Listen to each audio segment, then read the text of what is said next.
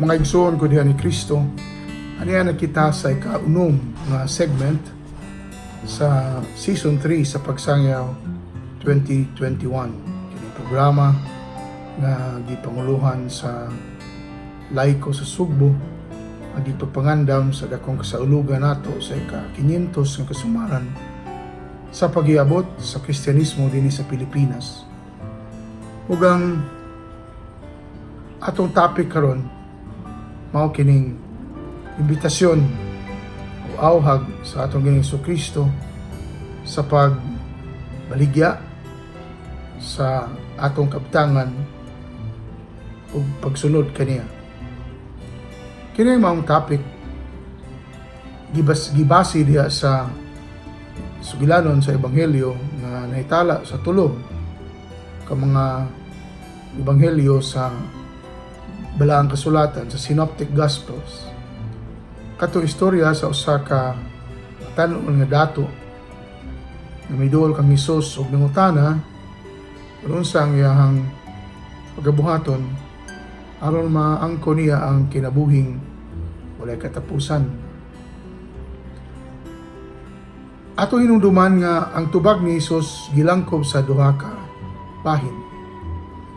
Ang dali natong mahinumduman mao katoy kaduhang bahin nga maoy atong topic karon. Sa diyang maingon si Hesus, gusto kang makaangkon sa kinabuhing dayon, ibaligya ang imong mga butang ug sunod ka nako. Apan ato hinungduman nga diay unang bahin ang maong tubag sa atong Ginoong Jesucristo. Ug kana mao ang iyang gingon sa maong batan-on nga adunahan. Sunda ang kamanduan sa Dios. Ang pahigugma sa Dios o ang pahigugma sa isig katao. Sa ato pa di ay mga igsoon, makaabot lang kita sa punto nga sa likway kita makabaligya ingnon tangpunga sa mga butang nga ato ang gihatagan og bili sa kinabuhi. Kung una og labaw sa tanan, makasunod ta sa iyahang mga kasuguan. Kaya matod pabitaw ni Pope Francis may tungod sa maong ebanghelyo na ang maong sugilanon usa ka sugilanon sa pagtudlo kanato. May tungod sa pagtubo, paghingkod sa ato ang pagtuo. Nga adunay mga ang-ang nga ato ang pagasubayon aron kita makakabot sa mas taas nga level sa pagkasumusunod ni Kristo.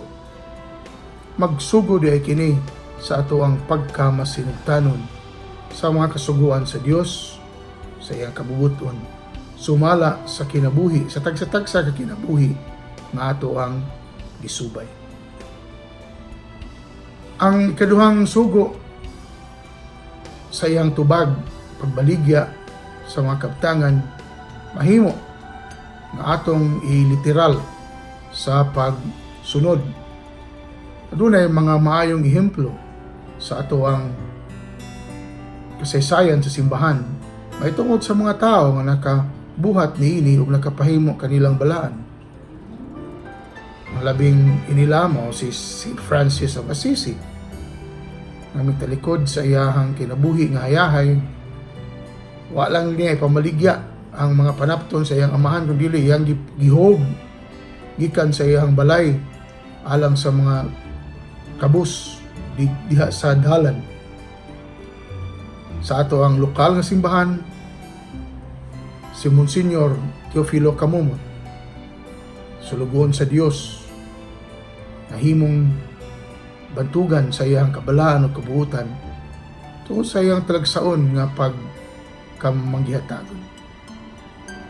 Nagsugod kini tungod kay nakahimo sila sa pag-detach sa ilang kagalingon sa mga butang material aron nga mapadak-a nila ang luna sa ilang kasing-kasing alang sa Dios. Ug sa ingon nakita nila na ang labing bililhon di ay nga butang, nga treasure, nga mithi mao mismo ang Dios. Ug mao kini ang tumong sa sugo ni Hesus, pagbaligya sa kabtangan aron makabot ang labing taas, ang labing bililhon nga gasa nga mao siya. Ang ngayon nato nga hinumduman kini, labi na niining panahon diin kusog kayo ang kultura sa konsumerismo. Labi na ron ang mga batanon o ang mga bata dili lang magpangita sa mga gadgets kundi sa labing wahi latest na gadgets. Ug nagtukmod kanila na dili lang mangita og nga butang kundi mangita kanunay sa mga bag-ong butang na alang kanila mas labing maayo. Doon na gani mga panahon nga mga bata nato ma-focus ug maayo sa ilang gadget, sa ilang cellphone, sa mga duwa, unsa ba.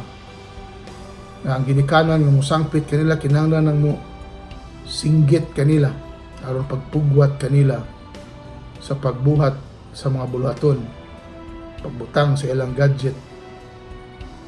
Tingali ingon ini ang sangpit ni Hesus kanato sa pagbaligya sa atong kabtangan.